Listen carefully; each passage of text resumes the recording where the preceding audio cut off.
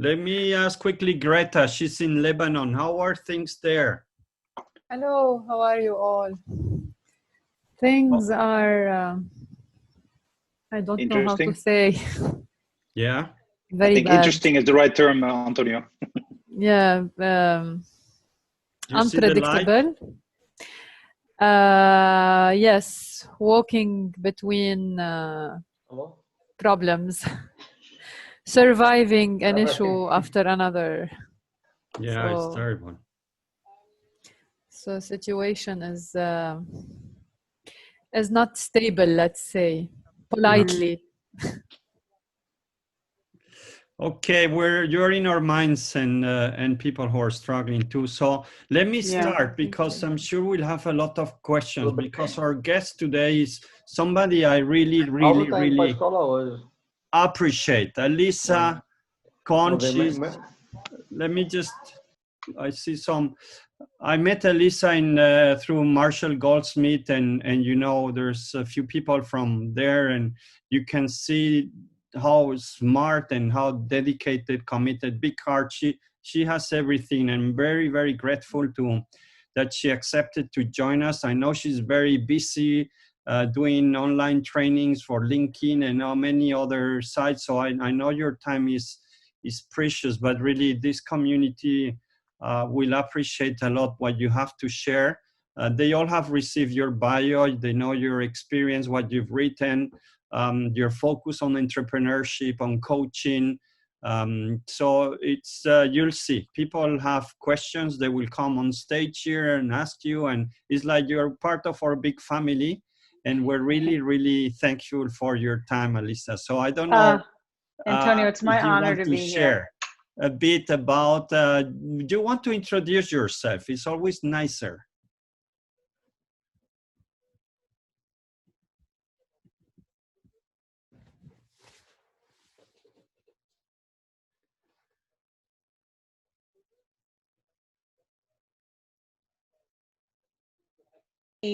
Of becoming, from going to be a founder to a CEO, from someone who's building a product to someone who's building a business, and all the sort of transformation both inside of you and then also just like the tools that you need to learn to do that. So that's kind of one of the things I focus on. Also, for all of us, we all have multiple things we're doing. So I'm also doing a LinkedIn learning course on another topic of passion for mine, which is the notion of why performance reviews are broken and how to fix them. So I'm going to be doing that for LinkedIn Learning. And I just did an audio course for Knowable about networking. So that plus the side gig, I do writing for Forbes, HBR, and Inc. keeps me busy. I know all of you are busy too, but that's some of the things that make up my, my world. Thank you, Alisa. And one question we always ask is, when you were in high school or so, did you want to be what you're now? Oh, thank you for asking that. So when I was 14 years old, I was on a bus going to this like little, like I was a camp thing and I was in a youth group, and I was on a bus with my friend Kim Berman. She was 13, I was 14. And we got into this conversation around, what do you want to do when you grow up? And the question was, we were asking each other was, what would you do if you could do anything you wanted without worrying about money at all? Like didn't have to get paid for it, just whatever it was. And I said immediately, have intense conversations. So I didn't know that I should call that executive coaching, but now that I know that, I'm like, yes, what I do all day long is have intense conversations. And when I meet with someone one-on-one, we have this intense conversation and they're done, that's okay, because someone else is going to come along and I'm going to have an intense conversation with them too. Wow, amazing. And how did you become what you are? What were the key steps or turnarounds or key learnings to get to an executive coach position that you have now? Yeah, especially because it's like not a thing, right? So it's like, oh, a doctor, a lawyer, a teacher, those are like things. And so for me, I found coaching very much by mistake. I was in, I was in the nonprofit world. At the time, I was specifically working at a university, and we did strategic planning, and I ran the whole strategic planning process. I was the chief of staff to the provost. And the provost said, you can't manage faculty because they have tenure. And I thought, that can't be. It can't be that like people only do what you want them to do because otherwise you'll fire them. So I kind of went off to business school thinking about that. And I got all turned around in business school, and I focused on strategy and accounting and finance. And I exited into PricewaterhouseCoopers. So I was in the so-called fast track to partner program. And after 2 years, I woke up and thought on a Sunday, and I thought, I hope I get the flu so I don't have to go into work tomorrow. And 18 hours later, I was rushed to the emergency room with the flu. So be careful, everybody, right?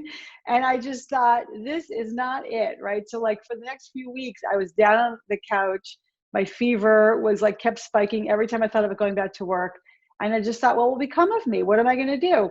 And in my mind's eye, I had this idea that it was important for me to make a difference. It's like phrase kept coming up for me, to make a difference, to make a difference. A few weeks later, I went to a conference and I met a coach. And as soon as I met her, I thought, what is that? That is what I want to do. And I kind of followed her around. And then she told me to do coach training, which I did. And I actually joined the startup world after that. I was the CFO of one startup and the head of strategy of another startup, taking coach training, and that kind of all imploded. And I thought, okay, I'm going to become a coach now. Wow, incredible. Yeah. And I love how you say, well, this is like nobody knows what it is, and you became one of them. I think you're right. People, at least here in Europe, what I see is that everybody becomes a bit of a coach. How would you distinguish the real coach, the normal, and how can we become coaches ourselves? What would be one or two tips, Alisa, that if we want to help other people, and what are the key things that you could share with us, the secret tips? The secret tips. Well, I guess I would say, if I would say to you all, if you want to improve your coaching skills, I do think that coaching is one of the most powerful ways to help someone grow, because a coach, the sort of Latin term for coach is conveyance. You're helping convey somebody from one place to another. So really you're walking beside them. The way to do that is to get better at asking questions. So my experience in the world is everyone who wants to help, it's like people ask, oh, what should I do? And you give advice, and you ask questions, you give advice.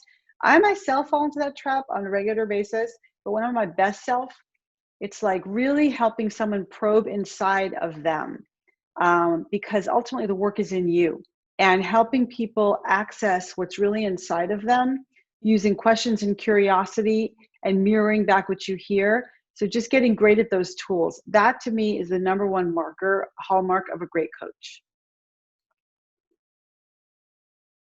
I like that. Yeah. So probing and making also probably the tough questions, bring them to the table. Alisa, one question on the other side then, what makes a good leader, on how you see that evolving with the new reality, and if you've seen any changes or any evolution? What are your thoughts on the future leader and leaders? Well, I will definitely quote Peter Drucker, which is like along the lines of what I just said. The leader of the past knows how to tell, and the leader of the future knows how to ask. I think increasingly we're seeing, with remote work, with networked work, with hierarchies really not being the way we get work done anymore, and understanding that things have to be more agile. You've got to build a sort of a sense of the network and network dynamics inside of your company. And the way to do that is to recognize that you as a leader have to give the big picture and provide context, and then let people go do it, and then help them develop themselves. So you become a great coach, and then the leaders and managers around you become great coaches to help them all execute as they need to in the moment, in the time zone where you are not, right? Or like in a meeting or a situation where you are not. So I think that coaching is an incredibly important capability for leaders. And then I think we've all seen this with the times that we're in. Caring and empathy has just really been up the ante of caring and empathy, because we recognize that people cannot do their best work unless they feel safe. And these days, a lot of us are not feeling safe So sometimes inside of the company, it's the only place people can feel safe when they feel there is like shared purpose and a shared team and alliances. So what I have seen from the leaders that I coach is that it's extraordinary how much they've recognized that and risen to the occasion of what their people need right now.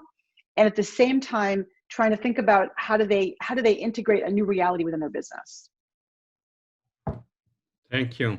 And how do you see a bit more macro, Alisa, the world evolving with what's going on, the unemployment, or where will the employment come from? More just your guess or your feeling about the situation. Yeah, well, I am not an expert, but I think there's two sides to this coin, right? So there is a bright side. The bright side is this enormous, we've all seen this enormous acceleration of the uptake of technology, of video, of communication tools that people weren't so comfortable with, companies weren't so comfortable with, but now we're all comfortable. Also, online services and groceries and like receiving stuff online, all that uptake, I think, is going to be enormously positive. I think where the coming from, I mean, like some of these industries which have been destroyed, like hospitality, we'll see. I think there's always going to be a rebuilding. Much of it calls me, it's like considers me an optimist, but I would just say that I see the world regularly get destroyed and then get rebuilt. But I think that it's going to be important for people, to get new jobs, to find a place to reskill. And my hope is that we as a world are going to focus more on infrastructure and climate. And I think that there actually will be jobs in the new industries that spring up around those, both, sort of higher skilled jobs and lower skilled jobs. But who knows?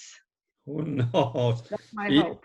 If we knew, we would not be here, right? That's true. We'd be there doing that. Let me fast already to some of the questions, Alisa. I have a few more here, but I'll go to Thomas. Thomas, please tell us where you're calling from so that Alisa has a view, and then Antoine as well.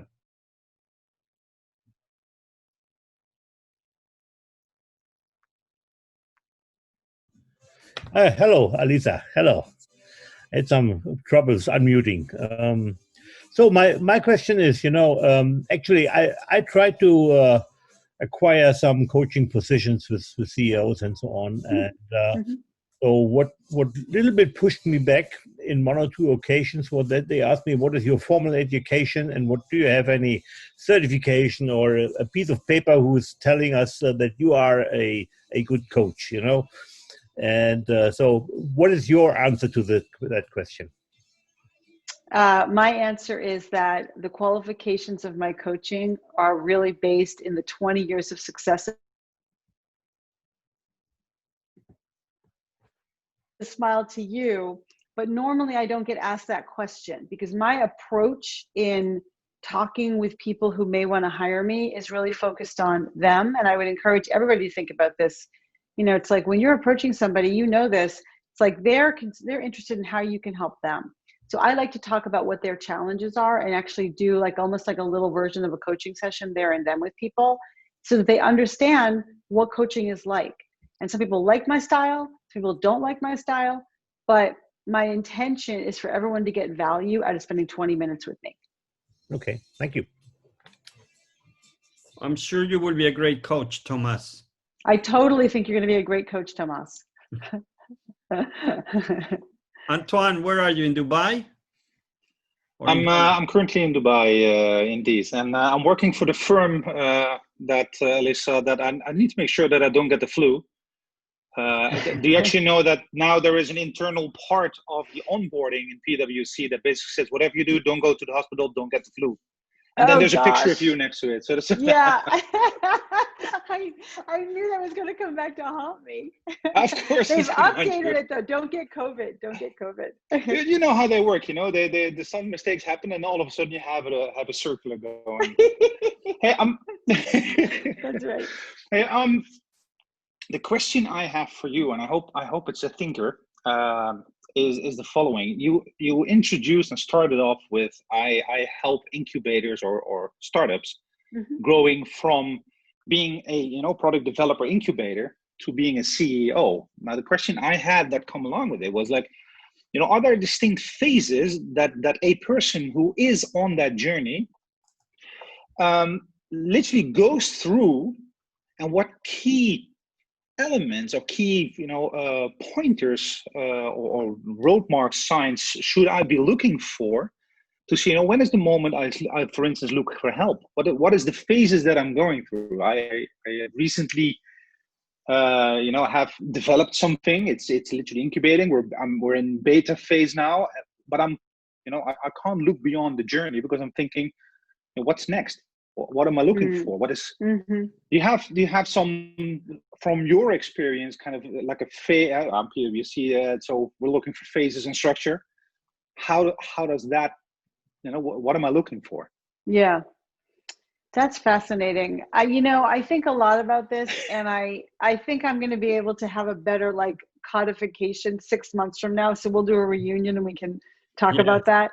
But that's definitely. Yeah, but I do know this. If you think about you, so first of all, for everybody, you as a founder and your journey, the question is, how do I know when I should get help? Well, the honest answer is when you recognize that you need help is a good time to go get help, right? And there's different pieces of help that you can get, including a founder at any stage really benefits from just having a personal advisory board of mentors and investors and folks who have trod the path before, right? So entrepreneurs who've trod the path before, as well as peer groups. That actually can be very, very helpful. The second thing is, in terms of phases, there are definitely phases in the life cycle of the company. And I think that the founder CEO goes through a process at every phase. So if you think about it, the first phase is from 0 to 18 months, some version of we're fiddling around, we're sort of trying to figure it out. It's usually around 0 to 25 people, some number like that. And then you begin to get into market and have something that's a real product that's getting traction, but doesn't yet have product market fit. And then you have a stage where, hey, there's a product market fit. That's what we call it, the scale up rather than the startup. And that's in some ways the most challenging pivot because, first of all, as an internal state, you as a founder, we're kind of playing around and we're having a great time and it's so interesting, right? Can you relate to that? Yeah. Oh, and absolutely. It's and you get feedback from your product, which you completely didn't expect or anticipate. You go oh, okay, that's an interesting option. And oh, it's so interesting. I'm in the middle of that. Yeah. So then suddenly it turns into a business. You're oh, I got to get serious now. And now the product almost, I won't say it goes out of control, but suddenly you obviously recognize what traction is because customers want it. And they want it with certain standards and with certain deliverables. And then you need to recognize that your customer operations system has to be in place and you have to have a system as opposed to just on the email answering people as they come in. And you've got to bring more senior executives in who are expecting a certain kind of work environment. And then you've got 3 or 4 or 5 year employees saying, how about our career development? So that's when the business element becomes extremely important. And for you as founder CEO to recognize, I need either to develop my skills or bring in a partner type, COO type to help me manage this company because it's no longer just this interesting experiment we're running. It's really, I really appreciate your answers. Really, it's very helpful. It's very recognizable, and indeed, I like the fact that you have your peers. That's also very recognizable. So, as you said, I'm very happy in my happy phase at the moment, and one of my peers basically said, try to stay as long as you can in your happy phase, because once this thing starts hitting off, that's the phase you will remember. So, that's true. That's true. I hope he's right. I hope he's right. Let's see how it goes. Thank you so much for your time and your answer. You're welcome. Good luck. Thank you. And Alisa is working on a book, so it's going to be all about that. What's your due date? Alisa, you have something already or don't want to put too much pressure? Oh, thank you. Pressure is good for me. My book is coming out a year from now, so October 2021. It's called From Startup to Grown Up, and it's about the journey of going from founder to CEO. Here, take my money. Good, I'm taking pre-orders. Antonio, help me take pre-orders for this group. Yeah, we'll get you back when you're ready. And I see Oleg is smiling because his book is there. I see Will Sepp, are you in a helicopter or where are you? Yeah, I saw that, Will. Will, you're on mute. Bill is hiding in his hamster's house. It's I hope you're okay. I'm doing Don't great. crash, Bill. No, it's all good. It's a beautiful sunny day in Switzerland. Great to hear you, Alisa and Antonio. Okay, thank you. One question, Alisa, I think now comes to my mind. Many of us maybe are in our second phase of career, and many probably thinking either coaching or develop a side business or going full on. Is startups just for younger, crazy people, or what would you apply startups for more senior people, experience, maybe least risk averse?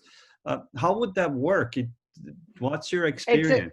It's a great question. So we have this myth of the founder as this sort of young guy, usually a man, in a hoodie in his 20s. And just to say that all the data shows that actually most of the businesses, certainly in the US, are started by entrepreneurs who are 43 years old or older. And that is a massively well-trod sort of second career for senior executives who have figured out like, oh, there's something here to innovate, either in a system or in a process that they then decide to start a company. And just to say that, sure, on the one hand, 20-year-old kind of has nothing to lose, except 10 years of his life, right? Which I've sort of seen founders experience, although you get a lot out of that experience. Very often more senior, successful executives and other, sort of more senior people, they do have resources. So like their kids are in college or out of college, they've saved some money, they own their home. So they may be more risk averse, but they actually have more solid financial footing. They also have much stronger connections, much more maturity. I actually wrote about this for Inc.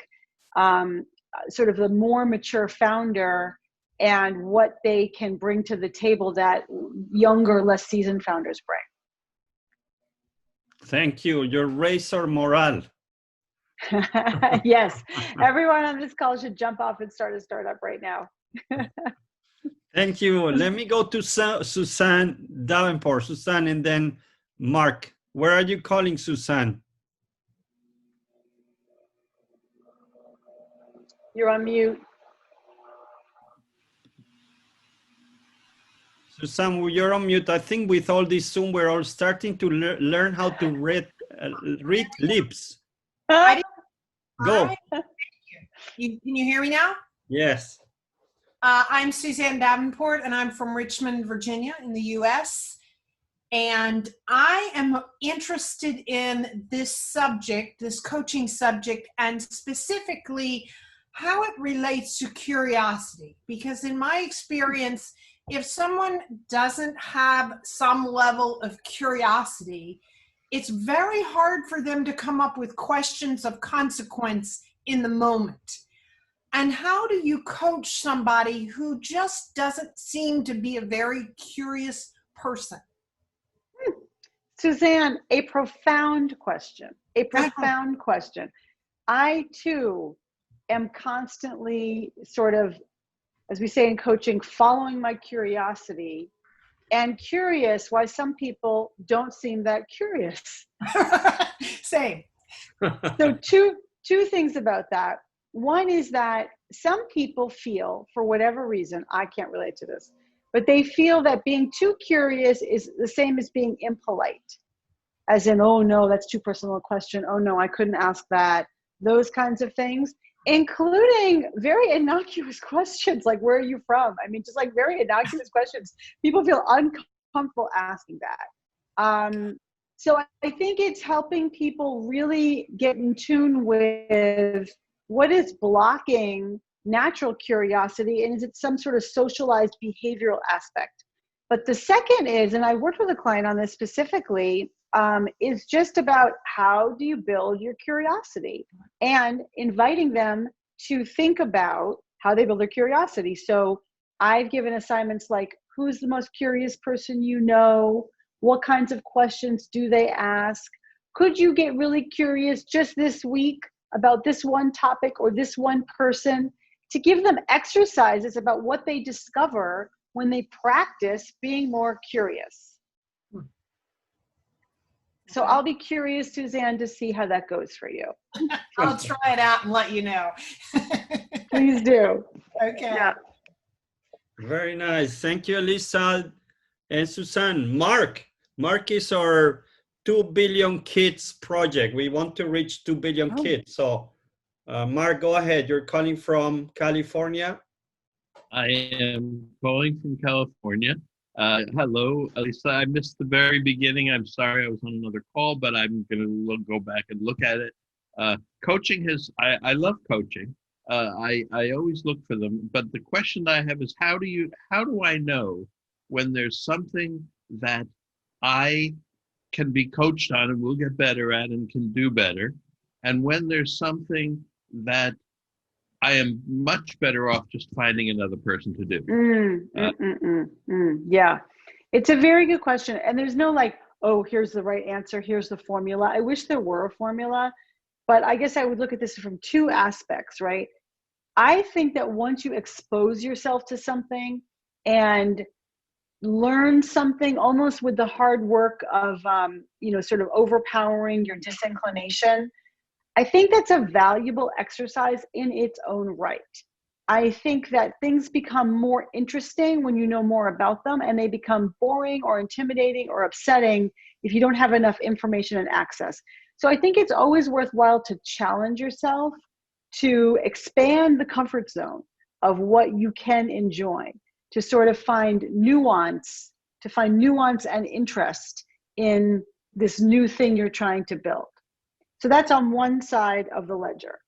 And then on the other side of the ledger, I would say, boy, it's really helpful just to get to know yourself. And, at our age, luckily, we have some self-awareness, and to really come to terms with what is my superpower and what am I great at and what brings me joy and energy, and how do I do all that and pick those things out.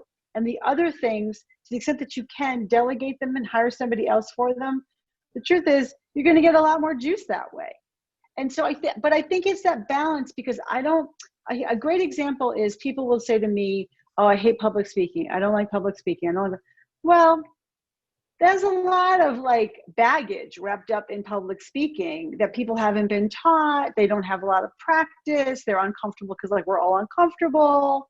If they would practice and learn it and then kind of get into it and throw themselves into that sort of experience, they'll have a better sense of really knowing, is it me that doesn't likes public speaking, or is it all my sort of fear and intimidation of something that I'm not good at and don't really know and don't have experience in? I think there's a lot of aspects to managing and just really in all professional skills, which will sometimes just benefit from more learning.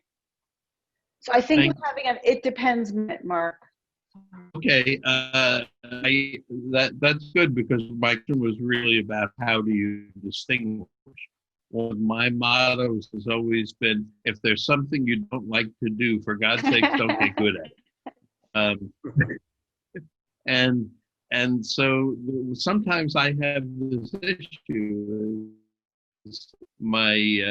get my articles published, right, or get my writings published, or get my speeches, and I'm very good at writing them. I'm reluctant to do all the things that I do, and I've read all the books about what you got to do to promote them. Am I better off pushing myself and out of my comfort zone and doing that, or am I better off spending that same amount of time finding an expert who's really good, and how do I tell which is which? Yeah, it's such a subtle topic. And I would say there's value and benefit, and this specifically you're talking about, there's value and benefit in pushing out of your comfort zone to get better at promoting yourself and marketing yourself. And certainly, if you find someone who gets a lot of joy out of that, that's great. P.S. It's hard to find someone who's as great at promoting you as you. Yeah. Right? No one cares as much about you and your career as you do, or like they shouldn't, you know? So the particular topic that you're raising, it's near and dear to my heart, and I think it's very interesting. I wish I had a stronger answer for you, but here is my answer. Of course you should look for someone to help, of course. And please take a step or two out of your comfort zone on this, because it's going to actually change your life if you're able to do that. Thank you. Thank you, Mark. While I move to the next question, Alisa, I see our great friend Deepa Prada. Hi, Deepa. Hi, Deepa. Hi, Deepa. And when I saw her, it came to my mind, do you coach different a social entrepreneur than a Wall Street entrepreneur, the Silicon Valley entrepreneur? Is that different, or what would be the twist? You know, when I think about coaching at its core, I think about coaching from the point of view of helping people figure out where are you going, and how are you going to get there. So you can take that process and you can apply that to so many contexts. When I work with more of a social entrepreneur, for example, I worked with a very amazing entrepreneur who was really focused on ending domestic violence through a unique model that she had invented through trial and error. And she, just to say that, of course, her motivations were very specific, and her motivations and the people she hired had a whole layer of mission driven that you don't necessarily see in more commercial enterprises. And so I certainly think that you've taken into account like the culture of the founder and the biases and values of the founder, and also who she hires, and bring that into the business, right? So which is the nonprofit or the business as well. Nice. Thank you. Rosina, you want to share your thought or question? You're still in Brussels, I suppose. Yes, I'm still here in Brussels. Hi there, Alisa. I just actually was making a little comment on what we spoke about before, about posing the right questions and about the curiosity and how to nurture that. And I thought, would that be related, in your opinion, to developing the critical thinking skills? Of course, some of the, it's always mentioned as one of the desired skills for the 21st century. And perhaps with nurturing the kind of curiosity, it could be with creativity. And in some ways, as children, we have that innate curiosity, but as adults, we lose this through the system of high schools and work. And so it's maybe encouraging that in some way. What are your thoughts on that? I agree. I think it's a great comment and a great insight. And I would add to the notion of critical thinking, you're absolutely right, as well as lateral thinking, right? Being able to pull things from different perspectives and bring it into something that's new for this environment. I think it's a great comment, though. Yeah. Okay, thanks. Thank you. Alisa, I'll jump in on one topic that I'm very, very interested nowadays is diversity. And in fact, in the book I'm working now, I'm trying to get to the 50-50 diversity, covering examples of both genders, but different cultural diversity. So how important is that in the startup world, in the coaching world? What can we do to become more diverse? I don't know. I think it's just such an important topic. It's a very important topic. And as you can imagine, all the companies I work with have really had their consciousness elevated, awakened by the events of this summer. There's obviously not an easy answer. If there were an easy answer, then we wouldn't have a lot of the shenanigans that we have in Silicon Valley. I would say that of the startup clients, so I work with startups and large established companies. Both could really work on diversity, but I would say of the startups I work in, you really have a workforce which is very male and very white. And in some of the startups that I work with, that really wasn't seen as a problem. One thing that I will say is that the younger founders, even 5 years ago, were saying to me, we don't need another white man around here. It's like, oh, okay, great. Thanks for sharing that. And so there's been, I think, a consciousness raising among the younger founders for a period of time. This is still certainly an issue in the workplace. It's now, I think, come to the attention of people I work with, some more and some less. Some diversity committees are springing up. Some it's like, oh yeah, we need to do a training. I guess I think there's maybe two things to say. The obvious thing to say is that, and I know that you guys all know this, like, I look at the founders that I work with, and it turns out they tend to hire like themselves. My Israeli founders hire Israelis. My Pakistani and Indian clients, like, they hire sort of that from that part of the world. The Black female entrepreneur I work with somehow has a lot of Black people on her executive team, and there are more females in that company. Wouldn't you know it? So that is like a thing that we can't, sort of like human fate that I think we have to really just like look at and then see how do we overcorrect. But I also know that when the CEOs that I work with sort of set up a mandate, which is, we need to have, for example, in one example I'm thinking of, we need to have more women engineering talent. If we don't bring that in now, we're going to have lost the moment. We're not hiring any more engineers until I see 2 more female engineers being hired. And if that slows us down, that slows us down. Wow, I can't believe it. Wow. But that was, in some cases, I think that that's a very powerful answer. There's another large company I worked with a number of years ago said, okay, we have a gender problem on the executive team.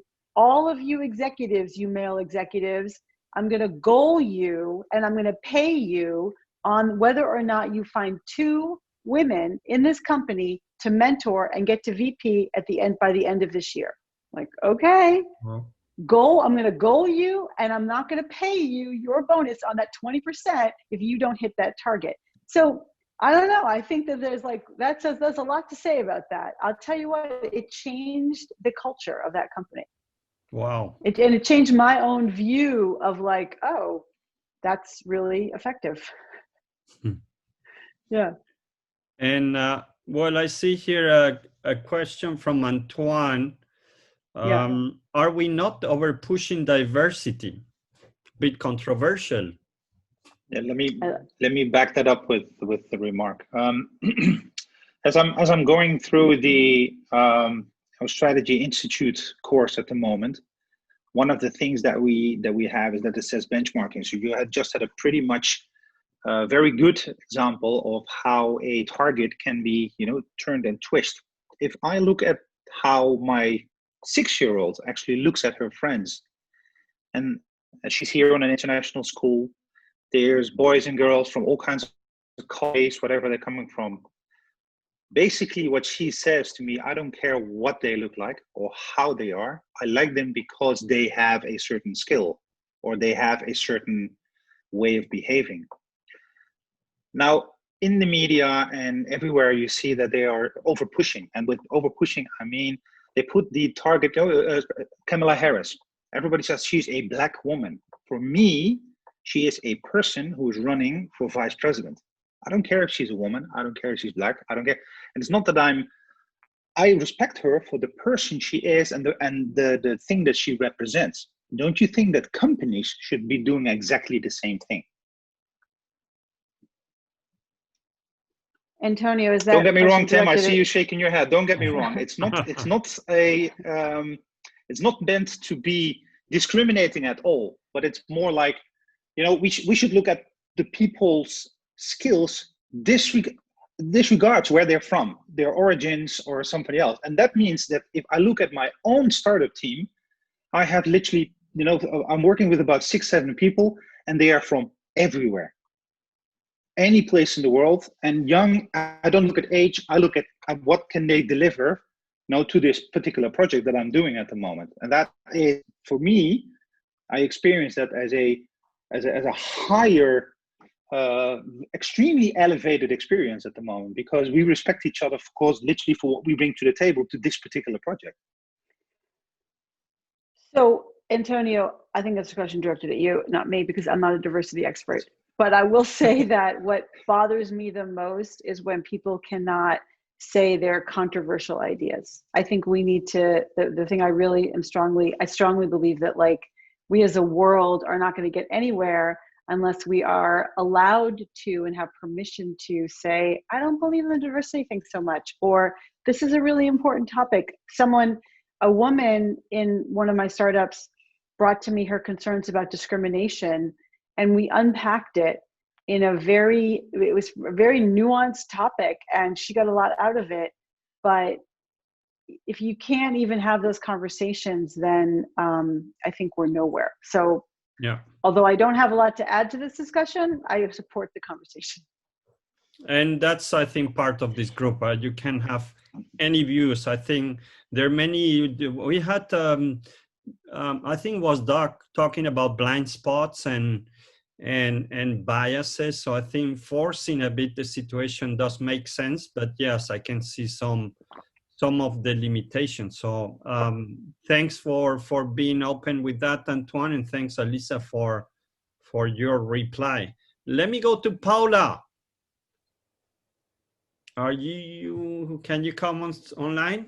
Yes, thank you, Antonio. I appreciate that. Where are you calling from? I'm calling from Canada. Hi, Alisa. Can you hear me? Hey, Paula. Yep. Great. Hi, everyone. Nice to see everyone here.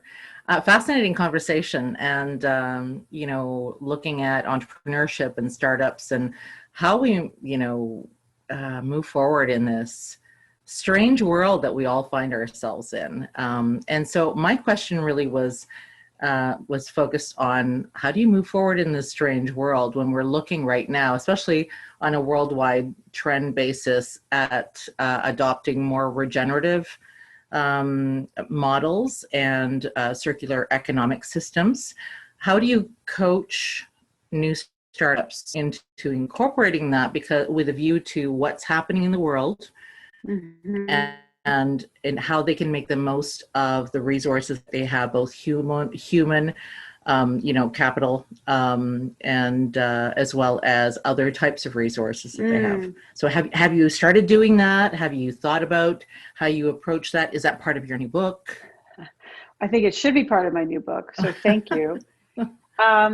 I think so. My clients really, if I think about it at the base, my clients respond to market needs. And so what that means is until the market demands the things that you're talking about, mm-hmm. they're probably going to focus on like what they need to focus on.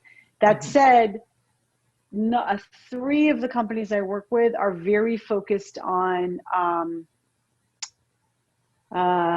what's the word? The notion of helping people manage their resources remotely, mm-hmm. because the times we're in obviously lend themselves to that. So what's interesting mm-hmm. is accelerated for about 3 of my clients, it really accelerated the things they were working on. And so remote tools and remote monitoring is, mm-hmm. and remote predicting and fixing of machines, mm-hmm. those are very important spaces. And mm-hmm.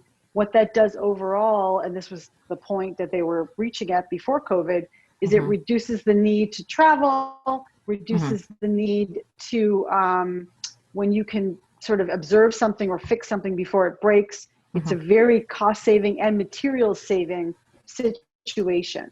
So mm-hmm. I would say that to answer your question, the startups I work with are like seeing a market need in what you're talking about. There's more to come to mind. A very early startup in the UK working on having a good dashboard and a good metric tool for carbon credits. Mm-hmm. So when I first heard, I was like, oh, is that where we are in carbon credits? Yes, I guess we are. There must be a market need for that. And so there's, what I see is responses to those market dynamics, but they are still early-ish stage.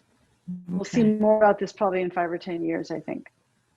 So definitely they're being, these new economic and regenerative systems are being impelled worldwide, and there are lots of tendencies worldwide. You're looking at, TED conferences and UN Sustainability Development. I've been a few of them already that have been really looking at existing practices that are implementing them, looking at how specific countries like Costa Rica are embodying, the practices of donut economics and other regenerative systems, because they're actually actively looking to put them into practice. And cities that have adopted circular economies specifically, I know that right now there are governments, my own Canadian government, that is putting out funding to help transform companies as they pivot into new economic systems to adopt more circular methodologies. And so that was also part of the question. So when you see that those trends are emerging, do you simply respond to the needs of the company that's asking for your coaching at the time based on the status quo, or do you point them in the direction of these new emerging trends and to keep an eye out for? So I'm simply asking if you've seen examples of that where you live or where you work or with the companies that you've been working with, if there's been sort of a gradual interest in looking at those models and adopting new ways of doing business. Well, I think there is an interest in adopting new ways of doing business. And that probably takes a lot of pieces and parts. I would also say that I, as a coach, am actually not the expert on their business model. Okay. I'm not the expert on how they go to market or how they kind of put together their strategy, et cetera. So if it's sort of the notion of like my directing them, I want to help them succeed in the world that they're creating for themselves. Okay. So there's probably more to say about that, but I appreciate you bringing it up. Yeah, no worries. I'm so basically you're coaching them within the confines of where they feel stagnant or stalled in terms of adopting what they want to adopt, as opposed to being the SME in the actual adoption of these. So great distinction between coaching and technical expertise. So that's great. I did want to just make a brief comment with regard to the diversity and inclusion question with regard to, and then I'll stop there.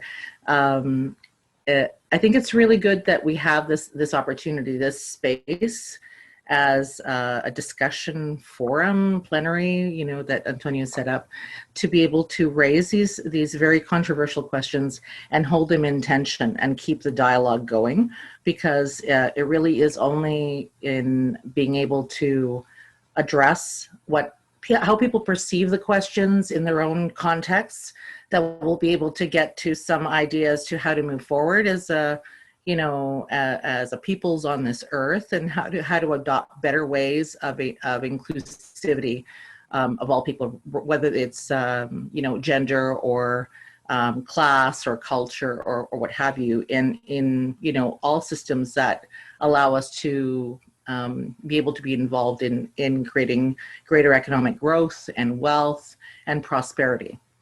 So I thank you for mentioning that we really need to maintain different opinions in tension, so that we can actually generate deeper and more important conversations around this. Yeah. Thank you, Paul. And remember, some of our guests talk about the positive intent. Even if there's different point of view, I think we all have a very positive intent here. And I see the topic of diversity has exploded, the chat.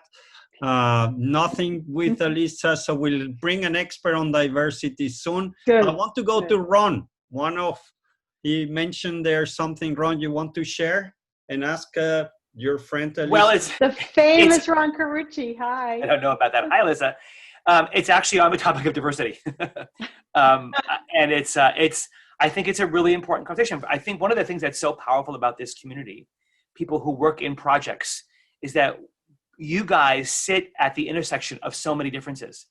And it is the profound power of your role that makes it unique. All roads lead to your work. And so if you can't hold those differences of intellectual curiosity and all the other ones, who can? And so I do think it is an important conversation for you as a community to think about think about the hub and spoke you are for so many important transformations in companies.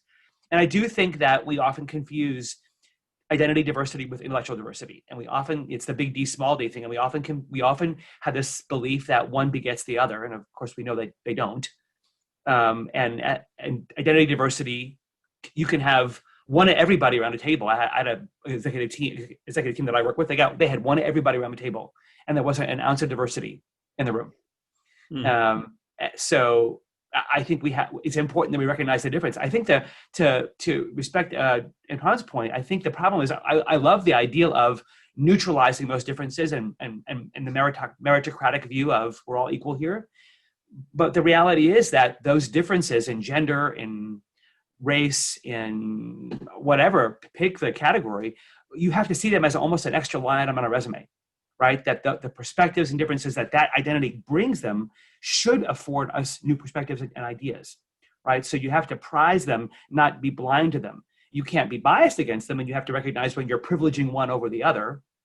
But I do think that as project leaders, we're the ones that can hold the UN at our fingertips. And in fact, for us to be successful in leading major projects, we need that.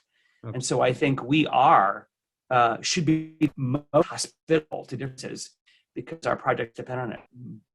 Nice. Thank you, Ron.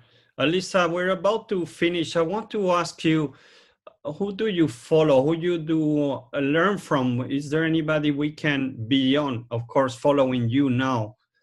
Even more. Well, I learned from you. I learned from you, Antonio. I learned from Ron. I learned from Bill, Oleg, right? Deepa. Anybody? Marshall Goldsmith, our mentor. And then also I follow and learn from a lot of also startup leaders. So there's actually an incredible blogs out there that's been putting out incredible content. Andreessen Horowitz has a great blog. Feld Thoughts is a great blog. And then I read and sort of follow, what can I say? Sort of basically all the things that help us get better, right? So it's really, or maybe also sort of come to terms with your truth. So one thing I like about Brad Feld is that he's super honest and open about his struggles with depression. Another coach, Jerry Colonna, who's super honest about the notion of radical self-awareness. And I guess I would say that's my religion, radical self-awareness and seeking the truth and being able to, we talked about this earlier, to have safe space to share your truth so it can be part of the pool of ideas. Those are the things that I really look for. And Antonio, I want to actually echo a little bit what Ron just said. Like when we met in DC that time, you said, I do project. I was like, oh, project management. That's so important. So when you said like, what are the skills that leaders need? Leaders actually really need project management skills, in case you didn't notice, right?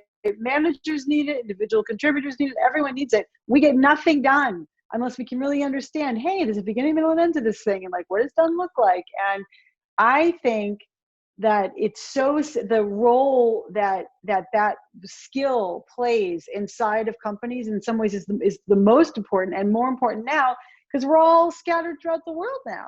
So we cannot enable remote teaming. We cannot enable networking unless we have a basic sense of project management. So thank you, Antonio, for your work and for everybody on this call who's involved in that work. It's very important. So I think sometimes it's like, oh, like, that's like, oh, it's more important to like have this idea. No, it's more important to execute the damn idea. Well, I couldn't think of a better way to finish, Alisa. Thank you. This was not planned, but it makes our day beyond of all what you share. And I think it's, to me, I've learned so much. I think we all are kind of coaches in a way or another, more professional, less professional, at home. And any tips that you share I think we can put them into practice. So thank you so much on behalf of all the team. I'm sure they'll reach out to you as soon as your book is published. Please count on us to promote it and to read it. This is just your part of the family. And thank you very much, Alisa, for your time. Thanks, Antonio, for having me. Thanks, everybody. It was really a pleasure to be here with you guys today. Take care. Yeah. Okay. Bye, everybody. Thank you, Alyssa. Bye. Thank you. Bye-bye. Thank you. Bye. Bye. Bye. Bye-bye. Bye-bye.